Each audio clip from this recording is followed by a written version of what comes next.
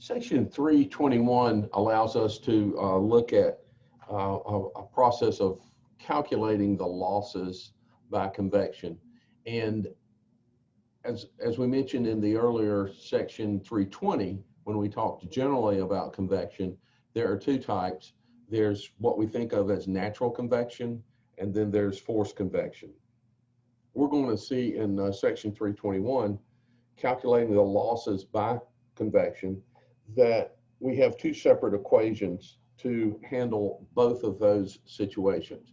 So let's look at those, and then we've got a couple of problems that we can work that relate a forced convection example and also a natural convection example. Equation 319 gives us a way to calculate the losses by convection that occur naturally without a forced fan or whatever. And so that's given by this equation 319. And we can see that the heat loss by natural convection, P, is given in watts. A is the surface area of the body that we're talking about. And T1 is the surface temperature. And T2 is the ambient air temperature, or ambient temperature. We'll see this word ambient a lot in this course, and what that means. And I know you probably already know this, but ambient just means the surrounding air. So in this particular natural convection situation, we've got this problem, and there's a problem that we can work that relates that. And then there's another one where we use forced air, okay? So the forced equation, 320, section 321, but the equation for forced is equation 320. And it looks a little different, right? Here's the heat loss. Here's this number 1280. V sub A is the volume in cubic meters per second of the air. T1 is the incoming air. T2 is the outgoing air. And then that would be what we would use to actually do the calculation. All right, now let's look at two examples and work through one and put some numbers to this and see how this equation works. Okay, working with example 316. This is example 316 on page 64. It says that I have a totally enclosed motor. And as we go through the course, we'll find out that different motors have different types of enclosure, and those are all standardized primarily through a standard that we will learn all about called NEMA.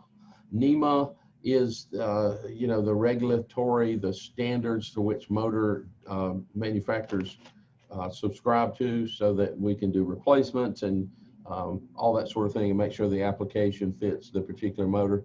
But anyway, it says it has an external surface area of 1.2 cubic meters. And we also know that when it operates at full load is a term I want you to start getting used to. Full load is, what the motor is rated to deliver. When it's generating its rated power, it's operating at full load. Okay, and it says the surface temperature rises to 60 degrees C in an ambient of 20 degrees. Okay, so the ambient outside is 20 degrees, but the surface area of the motor rises to 60 degrees. Calculate the heat loss by natural convection. Okay, when we hear this term natural convection, that means that we're going to use equation 319, which was back here. Okay, and so what we're going to plug in here to make this problem work is this heat in watts is 3 times the area times T sub 1 minus T sub 2. The area is 1.2. And again, make sure that you know that these units, we don't need to cube this number because, the area is given. It's the surface area. And so that's going to be cubic meters, and this exponent needs to be up there. So I've got 3, and then the area is 1.2. All right, and then what I might do is do this, and T1 is 60. That's the incoming, and the outgoing is 20, and this is raised to the 1.25 power. So what I would want to do is do this first, right? 40, raise that to the 1.25, multiply that by 1.2, multiply that by 3, and I should come up with, for this particular situation, 362 watts, which would be the heat loss from convection.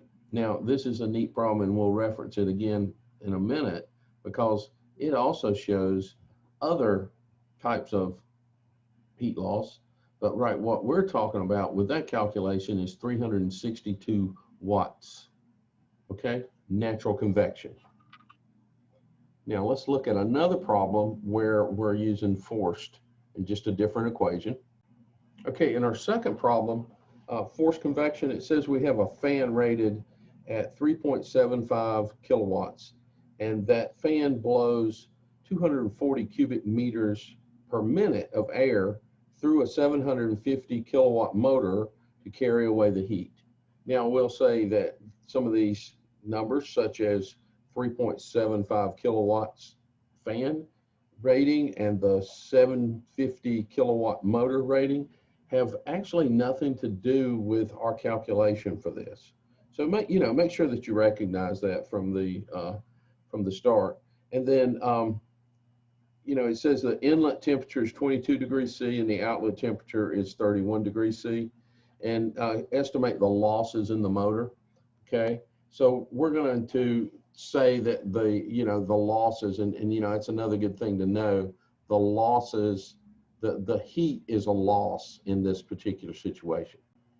Now, something in this problem that it's one of those things that can get you in a problem like this, where you think it's just a plug in the equation and go with it. But I want you to notice something, and this is important.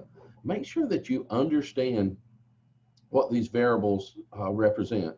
The VA, the volume here, it's given in the equation as cubic meters per second. And then what we're given in the problem is 240 cubic meters per minute. And if we don't fix that and change this relationship from cubic meters per minute to cubic meters per second, we're going to end up with the wrong answer. So, make sure that we do that. And then once you do that, then this problem becomes really pretty simple. It is 1280